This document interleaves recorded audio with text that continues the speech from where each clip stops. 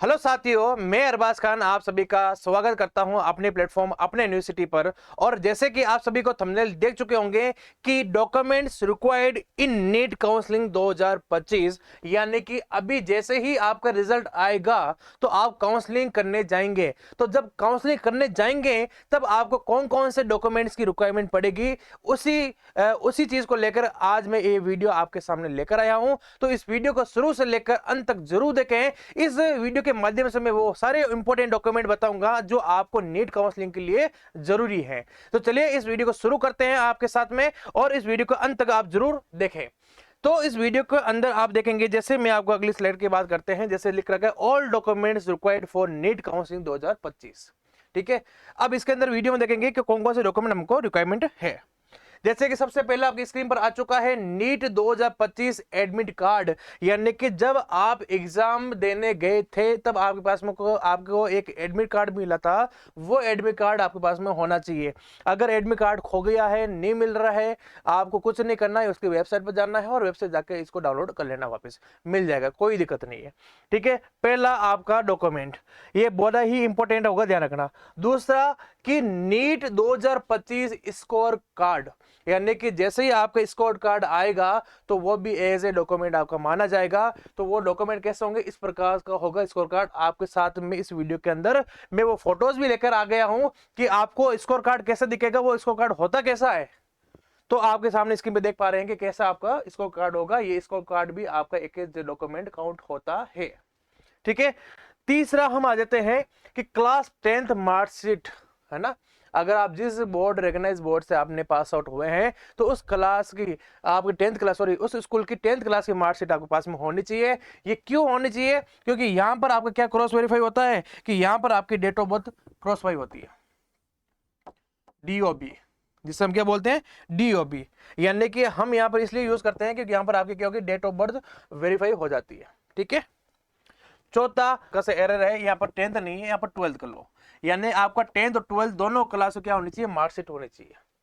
ठीक है, क्योंकि आप जब 12th क्लास की मार्कशीट सबमिट करोगे तभी आप एलिजिबल होंगे, है ना। क्योंकि आपका जो ये जिस काउंसलिंग करते समय आपको ये ध्यान में होना चाहिए कि अगर आपकी 12th क्लास की बायोलॉजी से पास हुई, यानी PCB से पास हुआ, मार्कशीट आपके पास में नहीं है, तो आप नीट एग्जाम कैसे दे पाए थे, है ना।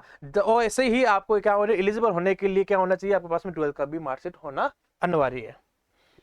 फिर हम देख लेते हैं कि 8 पासपोर्ट साइज फोटोज, यानी आपके पास में 8 पासपोर्ट साइज फोटोज होने चाहिए। लेकिन ध्यान रहे कि विफे same as a NEET registration photos, यानी जिस टाइम आपने नीट फॉर्म भरते समय जो फोटो आपने यूज की है, तो मेरा कहना है कि आप उस टाइम भी आप उन्हीं फोटो को यूज करें ताकि एरर आने की संभावना 0 हो जाए।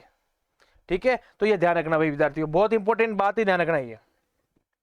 फिर आपका अगला डॉक्यूमेंट आता है आइडेंटिटी प्रूफ, यानी अगर आपका आइडेंटिटी प्रूफ आपको देना है तो कौन कौन से आइडेंटिटी प्रूफ आप दे सकते हैं। आपका आधार कार्ड हो सकता है, आपका पैन कार्ड हो सकता है, या आपका पासपोर्ट हो सकता है। अगर किसी बच्चे के पास में DL है यानी ड्राइविंग लाइसेंस भी है तो भी आपका दिखा सकता है एज ए डॉक्यूमेंट, यानी एज ए आइडेंटिफाई प्रूफ आप यहाँ पर दे सकते हैं।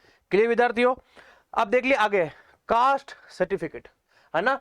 जिस विद्यार्थियों का कास्ट सर्टिफिकेट नहीं बन रखा है वो कास्ट सर्टिफिकेट आप बना लें। लेकिन इसमें भी एक चीज ध्यान रखना, अगर कोई विद्यार्थी इकोनॉमिकली वीकर सेक्शन यानी EW से आता है तो उसको हर एक साल के अंदर उसको क्या करना पड़ेगा, अपडेट करना पड़ेगा। यानी कि आपने अगर कोई पिछले साल का आपका EW का सर्टिफिकेट है तो वो वैलिड नहीं रहेगा, आपको वापस इसको इसी साल का EW से क्या बनाना पड़ेगा, सर्टिफिकेट बनाना पड़ता है। क्योंकि ये आपको थोड़ा ध्यान में रखना होगा कि आपका जो सर्टिफिकेट है, जो आपका इनकम सोर्स है, वो हर साल चेंज होती रहती है। ठीक है, तो इसके कारण गवर्नमेंट ने कहा है कि हर एक साल का अपडेट मुझे EWS वाला सर्टिफिकेट चाहिए, पुराना नहीं चलेगा। ठीक है, अगला अलॉटमेंट लेटर, यानी आपके पास में जो कॉलेज में आप जाने वाले हो उसका अलॉटमेंट लेटर आपके पास में होना चाहिए। क्या होना चाहिए, अलॉटमेंट लेटर आपके पास में होना चाहिए। नेक्स्ट बात कर लेते हैं, स्कूल लिविंग सर्टिफिकेट भी आपके पास में होना चाहिए। जहां से आप स्कूल छोड़ के आप वहां पर जा रहे हैं तो वहां का जो भी आपका स्कूल लिविंग सर्टिफिकेट होगा वो भी आपको यहाँ पर चाहिए होगा। ठीक है, तीसरा ट्रांसफर सर्टिफिकेट, यानी आपको TC जो वगैरह होती है वो भी आपको यहाँ पर चाहिए होती है। तो ये भी एज ए डॉक्यूमेंट आपका काम करता है। ठीक है, नेक्स्ट की बात कर लेता हूं माइग्रेशन सर्टिफिकेट, यानी कि आपके जिस बोर्ड से यानी जिस स्कूल से आप पास आउट हुए हैं उस स्कूल से आपका क्या लेना होगा, माइग्रेशन सर्टिफिकेट आपको लेना पड़ेगा। क्लियर बात।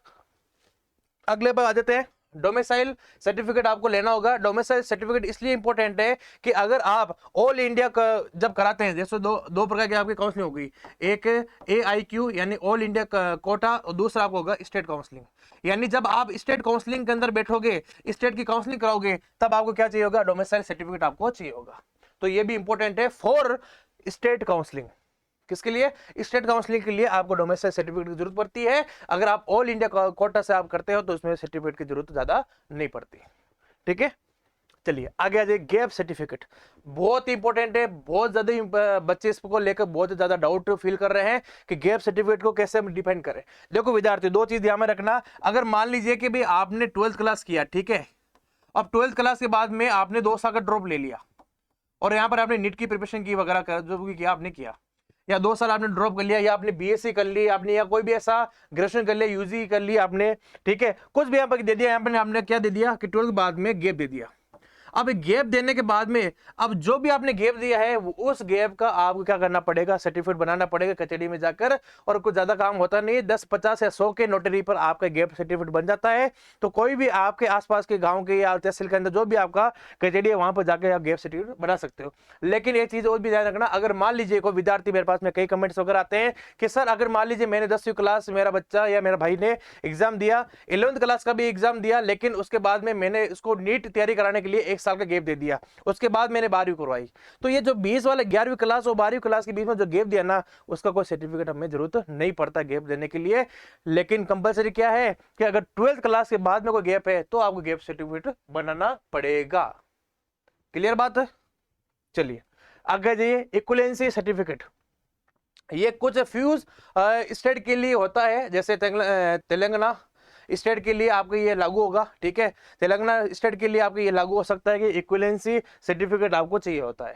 ये कुछ ऐसे ही आपके स्टेट होते हैं जहां पर इसकी रिक्वायरमेंट पड़ती है, हर स्टेट के लिए रिक्वायरमेंट नहीं पड़ती है। तो प्यारे विद्यार्थी, आपको समझ में आगे होगा कि कौन कौन से डॉक्यूमेंट चाहिए होंगे। इस डॉक्यूमेंट को आप चाहो स्क्रीनशॉट खींच लो, अदरवाइज हमारा टेलीग्राम चैनल है अपना यूनिवर्सिटी अब्रॉड के नाम से, वहां पे जाके आप सारी वीडियो और PDF वहां से कलेक्ट कर सकते हो। ये सारी चीजें आपके पास में होती है। और अगर और भी कुछ आपको इसके बारे में जानना है, काउंसलिंग आप चाहते हो कि ये सारे डॉक्यूमेंट हम कैसे लगाएंगे, कुछ भी अगर गलती हो गई तो उसका भरपाई हम कैसे करेंगे, हमें नॉलेज नहीं है, तो हम आपको जो काउंसलिंग सपोर्ट कर सकते हैं, तो आप इस नंबर पर कॉल करके आप हमसे पूछ सकते हैं कि सर इसकी काउंसलिंग कब स्टार्ट हो सकती है और इसकी काउंसलिंग कैसे करनी है। तो ये दिए गए नंबर पर आप जब कॉल करोगे तो आपको पर्सनली आपको गाइड करके आपको समझाया जाएगा कि काउंसलिंग किस प्रकार से की जाती है, ताकि आपके कोई भी चीज के अंदर एरर ना आए और आप जो कॉलेज चाहते हैं वो कॉलेज आपको मिल जाए। तो मेरा विद्यार्थियों, अब मैं अलविदा चाहता हूं। आपको इस वीडियो से अच्छा लगा होगा, आपको इन्फॉर्मेटिव वीडियो लगी होगी, तो आपको इस वीडियो को शेयर करना है ज्यादा से ज्यादा बच्चों के लिए, ताकि ये चीजों का डाउट सर बच्चों का क्लियर हो जाए। और दूसरी बात, अपने चैनल को क्या कर लिए, सब्सक्राइब कर लीजिए। चलिए विद्यार्थियों, अगली वीडियो के लिए हम वापस मिलते हैं। Thank you.